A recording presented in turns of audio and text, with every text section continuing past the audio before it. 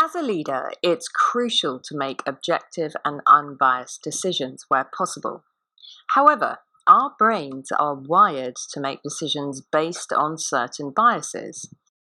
Neuro-linguistic programming, or NLP, can help you identify and overcome these biases, allowing you to make more informed and fair decisions. In this video, we'll explore 10 common biases in decision-making and how NLP can help you overcome them. Quite simply, our brains like to take shortcuts. It's no great surprise. Scientists have measured the amount of data that enters the brain and found that an average person living today, well, actually this was a few years ago, processes as much as 74 gigabytes of information per day. We use what we've learned from our experience and environment to make quick assumptions and decisions about whom to trust, how to behave, and what to say. Using bias is positive in one way because it's a really good way for our brains to organize information quickly. However, in reality, we can't always trust our brains. We have to learn to slow down, reflect, and assess what decisions we're making. Bias shows up at lightning speed like a fleeting whisper in the brain. It's easy to miss, making it even more important to take time to question it. Since our daily experience changes every day based on our emotional state, energy levels, and the new information we receive, we want to question our tendency for bias regularly. In fact, including an exploration of our potential biases in our daily reflection can be a powerful way to deliver more consistency in our decision-making. So what are the 10 common biases that you may want to consider? Let's start with confirmation bias. We have the propensity to seek out information that confirms our pre-existing beliefs and opinions, which leads us to ignore or delete information that contradicts them. Number 2, availability heuristic. When we overestimate the likelihood of events happening again that are more readily available in memory, so recent or dramatic events. Hindsight bias, number 3.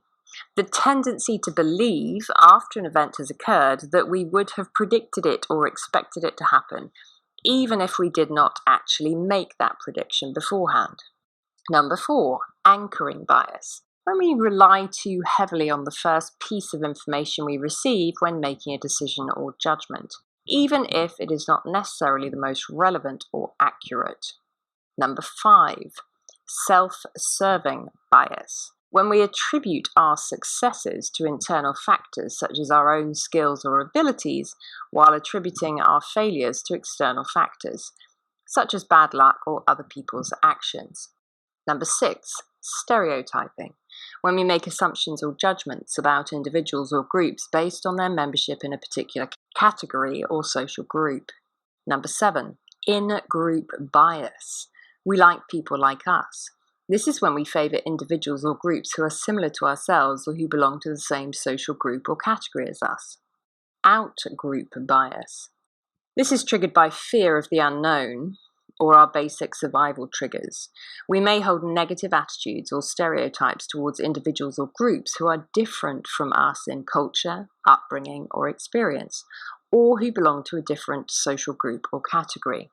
Overconfidence bias. The tendency to overestimate our abilities, knowledge, or predictions, and to underestimate the likelihood of negative outcomes. We don't always consider the best, average, and worst possible outcomes. Negativity bias. This is often triggered by anxiety, and we may have a habit of focusing more on negative information or experiences than on positive ones. This results in being more affected by negative events than by positive ones. These are 10 common biases, and we are all capable of them. Be aware that no matter who you are, how balanced you are, how much self-development work or personal growth work you've done, these biases can creep in. So it's really good to have a regular assessment and a dash of self-reflection to understand whether you are holding any. So how do you identify your own biases? Well, the first step in overcoming biases in decision making is to identify our own, obviously. And this process can be challenging because often our biases are unconscious and deeply ingrained. By reflecting on our own thought patterns and decision making processes, we can uncover biases influencing our decision making.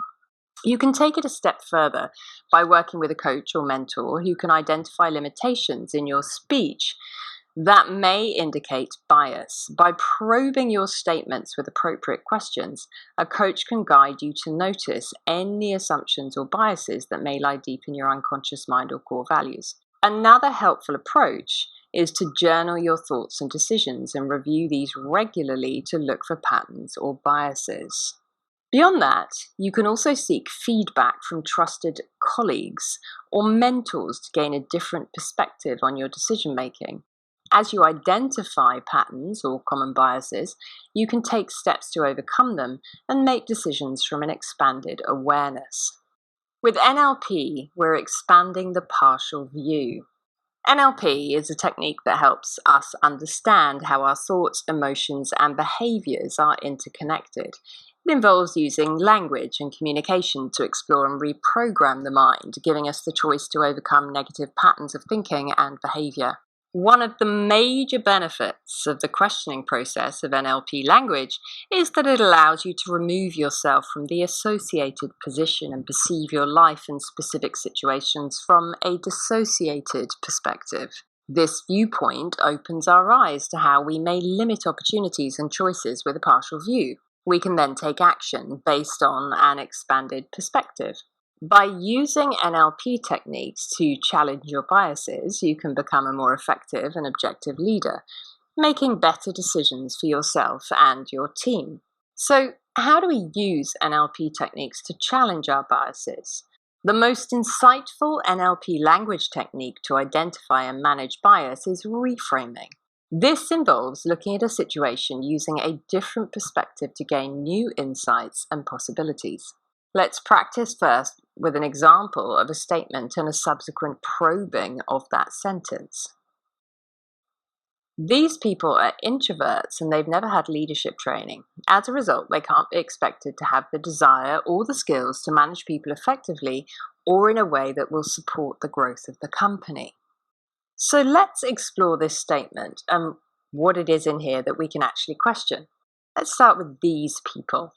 And we might question, well, which specific people are you referring to here? You seem to have grouped people together. Does everyone in the group operate in exactly the same way? Do they all have the same experience, values, belief, personality, and behavior? Are introverts? In your mind, how does being an introvert or an extrovert impact leadership ability? They've never had leadership training. Does a person always have to have an experience of leadership training to know how to lead? And what if they have the qualities of self-leadership? Could they guide people based on that knowledge and their own experience? What if a person is a parent? Can this experience equate in any way to leadership skills? How did you learn to lead? Did you learn by experience, training, or a combination of the two? Are you certain that not one person in the group has received leadership training of any kind? Let's look at leadership training. There are many aspects of leadership and several different types of approaches to leadership training. What type of leadership training do you believe these people could benefit from? What will happen if they receive leadership training? What will not happen if they don't? As a result, using this phrase suggests that you've already decided that introverts that have not received leadership training can't manage people effectively or support company growth. Is that really true for you? Do you think that's a reasonable assumption? What would happen to your opinion and thought process if you unlinked these ideas and looked at them separately? They can't be expected to have the desire or the skills to. Who is expecting them to have the desire or skills? What are your expectations around this issue? When you say this statement to yourself, how do you feel? What specifically is being expected or requested of them that you believe they're not delivering? The desire or the skills to manage people effectively. Have you ever met anyone who you perceived to be an effective people manager and then discovered that they didn't really have the desire to manage people? Do you need desire to manage people, or can we achieve this with another skill, emotion, or character trait? How does someone manage people effectively? Can you give me an example of managing people ineffectively? Or in a way that will support the growth of the company? Is the company not growing? How is the company growing or not growing? Are these people not supporting the growth of the company in any way? What growth are you expecting that's not being supported?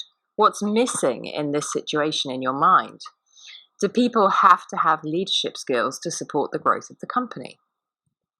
Having considered all of these questions, what do you think is the most effective way to overcome the solution to this situation? What have you already done about that you may not have noticed? And what do you want to do about it now? How many different ways have you already solved this? So, running through that example, I've given you several different ways to question a single statement. Now you can practice. Consider a statement that you made in a recent meeting or decision-making process. Write it down so that you can see it and study it. Now ask yourself the following questions. Have you linked any concepts together? For example, do you have any A leads to B or A equals B patterns in your statement? What happens to your assumptions if you break the link? For example, what would happen if A did not lead to or equal B? What if A equals C? Study each adjective or adverb you used. What made you choose that particular modifier? What is the meaning of those words for you? What do they represent? What nouns are in the statement? What do they represent for you? How can you question them? Have you grouped several people together? Does that group equal sameness for you? What happens when you separate them and consider them as individuals? Are there any time concepts in your statement? How are they real and how are they relevant? Have you made any limited statements? For example, the only way or the only problem or we can't do it this way. Question those limited statements with what-if questions. What insights did you gain by working through this questioning process? What new approaches or opportunities can you now see? Remember, you didn't have the resources or perspective to see those opportunities prior to questioning yourself in this way, so be kind to yourself. One of the key areas to overcoming biases in decision-making is to practice active listening, compassion, and empathy. This means taking the time to truly understand the perspectives and experiences of others without judgment or preconceived notions. By actively listening and empathizing with others, you can gain new insights and perspectives that can help you make more informed and unbiased decisions. Take the time to fully understand how others think and feel. Additionally, practicing empathy can help you build stronger relationships with your team members, which can lead to better collaboration and more effective decision-making overall. When your team members trust that you are open to receiving diverse viewpoints and opinions, they're more likely to trust you and speak freely in meetings. Since every human on the planet has a slightly different perception of every situation, 2 minds are better than 1, and 5 minds offer more choices than 2. Another way to overcome biases in decision-making is to actively seek out diverse perspectives and feedback. This means intentionally seeking input from individuals with different backgrounds, experiences, and perspectives than your own. By doing so, you can gain a more well-rounded understanding of the current situation and make more informed decisions. Additionally, by encouraging diverse perspectives and feedback, you can create a culture of inclusivity and respect with your team or business. No matter how you choose to explore your potential biases, the act itself of diving into your values and beliefs frameworks has profound benefits. Simply, every time you delve into your thought patterns, you gain self-insight that gives you more choices. With increased levels of self-awareness, you can choose whether your current mindset supports your highest level intention, your goals, and your desired outcomes, or whether you're limiting yourself in some way. This powerful perspective increases your capacity for self-leadership and consistent performance. If you'd like to find out more about overcoming biases in decision-making with me, please get in touch at sarah@sarahmerrin.com.